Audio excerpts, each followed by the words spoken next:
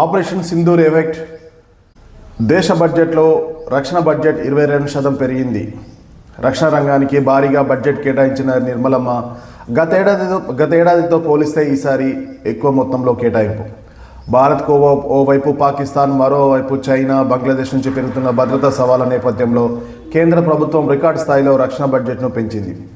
Operation సింధూర్తో అత్యాధునిక యుద్ధతంత్రం అవసరాలను గుర్తించిన భారత్ అందుకు తగినట్లు కేటాయింపులను చేసింది. గతేడాది రక్షణ రంగానికి 6.81 లక్షల కోట్లు కేటాయించగా ఈసారి 7.85 లక్షల కోట్లు కేటాయించింది. ముఖ్యంగా రక్షణ దళాల ఆధునీకరణకు ఈ బడ్జెట్లో పెద్దపీట వేసి దాదాపు 22% కేటాయింపులను పెంచింది. రక్షణ రంగానికి పెద్దపీట వేసిన ఆర్థిక మంత్రి రక్షణ రంగానికి కేటాయించిన మొత్తం మూలధన వ్యయాన్ని 2,19,306 కోట్లుగా నిర్మలా సీతారామన్ నిర్ణయించారు. రెవెన్యూ వ్యయాన్ని 5,53,668 కోట్లుగా ఉంచారు. ఇందులో రక్షణ రంగానికి చెందిన ఉద్యోగుల పింఛన్ల కోసం 1,71,338 కోట్లు కేటాయించారు. మూలధన వ్యయం కింద విమానాలు, ఏరో ఇంజన్ల కోసం 63,733 కోట్లు, నౌకాదళం కోసం 25,023 కోట్లు కేటాయించారు. శిక్షణ, ఇతర విమానాల తయారీకి అవసరమైన భాగాలపై ప్రాథమిక కస్టమ్ సుంకాన్ని మినహాయించాలని కేంద్ర ఆర్థిక మంత్రి నిర్మలా సీతారామన్ ప్రతిపాదించారు. రక్షణ రంగంలో విమానాల విడిభాగాల తయారీకి దిగుమతి చేసుకునే ముడి పదార్థాలపై బేసిక్ కస్టమ్ సుంకాన్ని కూడా రద్దు చేస్తున్నట్లు ప్రకటించారు. లోక్సభలో కేంద్ర బడ్జెట్ను ప్రవేశపెడుతూ ఈ మేరకు నిర్మలా సీతారామన్ వ్యాఖ్యానించారు. నిర్మలమ్మ తీసుకున్న ఈ 2 నిర్ణయాలు డిఫెన్స్, ఏరోస్పేస్ పరిశ్రమకు మరింత ఊతం ఇస్తాయని రక్షణ రంగ నిపుణులు అభిప్రాయపడుతున్నారు. ముఖ్యంగా రక్షణ దళాల ఆధునీకరణకు ఈ బడ్జెట్ పెద్దపీట వేశారు. 21.84% కేటాయింపులను పెంచారు. గతేడాది కేవలం 1.8 లక్షల కోట్లను కేటాయించగా ఈసారి దాన్ని 2.19 లక్షల కోట్లకు పెంచారు. జమ్మూ కాశ్మీర్లో ఉగ్రవాదంపై నిత్యం పోరాడే రాష్ట్రీయ రైఫిల్స్కు కూడా నిధులను కేటాయించారు. గత 3 ఏళ్లతో పోలిస్తే అత్యధికంగా 225 కోట్లు ఇచ్చారు. గతేడాది 222 కోట్లు మాత్రమే కేటాయించారు. రక్షణ రంగంలో రహస్యమైనవిగా భావించే స్పెషల్ ప్రాజెక్టులను కూడా 1989 కోట్లు కేటాయించారు. అలాగే ఆపరేషన్ సింధూర్ తర్వాత ప్రవేశపెట్టిన తొలి బడ్జెట్లో కేంద్ర ప్రభుత్వం నేవీ, ఎయిర్ ఫోర్స్ సామర్థ్యాలను బలోపేతం చేయడానికి, స్వదేశీ ఆయుధాల తయారీని వేగవంతం చేయడానికి శ్రీకారం చుట్టింది. ఈ క్రమంలోనే రక్షణ రంగానికి భారీగా బడ్జెట్ను కేటాయించింది.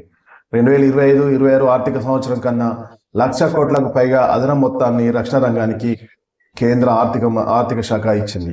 అంటే గత ఏడాది కన్నా ఈ ఏడాది రక్షణ రంగానికి దాదాపు 15% నిధులను అదనంగా కేటాయించిందన్నమాట. గత ఏడాదితో పోలిస్తే 2025-26 ఆర్థిక సంవత్సరంలో కేంద్ర సర్కార్ రక్షణ రంగానికి 6,81,210 కోట్లు కేటాయించింది. మూలధన వ్యయాన్ని 1,80,000 కోట్లు నిర్ణయించింది. సవరించిన అంచనాల దశలో అది 1,86,450 కోట్లకు పెరిగింది. అయితే ఈ ఏడాది రక్షణ బడ్జెట్ ఏకంగా 7,84 లక్షల కోట్లకు పెంచింది.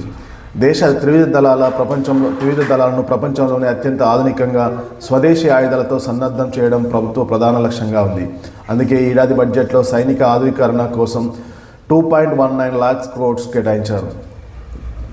కాగా గతేడాది రఫేల్ యుద్ధ విమానాలు, జలాంతర్గాములు, మానవరహిత వైమానిక వాహనాల కోసం రక్షణ శాఖ ఒప్పందాలు చేసుకుంది. ఈ క్రమంలోని తాజా బడ్జెట్ కేటాయింపులో రక్షణ శాఖ మరింత ఊతంనిచ్చాయి. అయితే కేంద్ర ఆర్థిక మంత్రి ప్రవేశపెట్టిన ఈ బడ్జెట్పై రక్షణ శాఖ బడ్జెట్పై సంతృప్తి వ్యక్తం చేశారు. బడ్జెట్పై రక్షణ మంత్రి రాజ్నాథ్ సింగ్ కీలక వ్యాఖ్యలు చేశారు. భవిష్యత్తులో దేశ రక్షణ వ్యవస్థను మరింత బలోపేతం చేస్తామని పేర్కొన్నారు. భద్రత, అభివృద్ధి, ఆత్మనిర్భర్ను బ్యాలెన్స్ చేస్తూ ఈ బడ్జెట్ను సిద్ధం చేశారని తెలిపారు. బడ్జెట్లో అత్యంత ముఖ్యమైన అంశం 3 సాయుధాల ఆధునీకరణ అని వెల్లడించారు. రక్షణ రంగానికి 7.85 లాక్స్ క్రోడ్స్ కేటాయించినందుకు భారత ప్రధాని మోడీకి నా హృదయపూర్వక కృతజ్ఞతలు తెలుపుతున్నానని రక్షణ మంత్రి వెల్లడించారు. ఆపరేషన్ సింధూర్ చారిత్రాత్మక విజయం తర్వాత వచ్చిన ఈ బడ్జెట్ దేశ రక్షణ వ్యవస్థను మరింత పటిష్టం చేయాలని మా సంకల్పాన్ని మరింత బలోపేతం చేస్తుంది. సాయుధ దళాల మొత్తం మూలధన వ్యయం కోసం 2.19 లక్షల కోట్లు కేటాయించారు. ఈ బడ్జెట్లో మాజీ సైనికులు, వారి కుటుంబాల సంక్షేమానికి కూడా ప్రాధాన్యత ఇచ్చాం. ఈ బడ్జెట్ భద్రత, అభివృద్ధి, స్వావలంబన మధ్య సమతుల్యతను బలపరుస్తుందని రాజ్నాథ్ సింగ్ బడ్జెట్పై తన అభిప్రాయాన్ని వెల్లడించి సంతృప్తి వ్యక్తం చేశారు.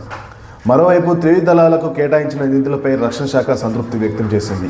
ఈ కేటాయింపులు త్రివిధ దళాలకు ఆధునీకరించడానికి, బలోపేతం చేయడానికి మరియు దేశ నిబద్ధతను పునరుద్ఘాటిస్తాయని తేల్స్ ఇండియా కార్యకలాపాల ఉపాధ్యక్షుడు అంకుర్ కనగ్లేర్ అన్నారు.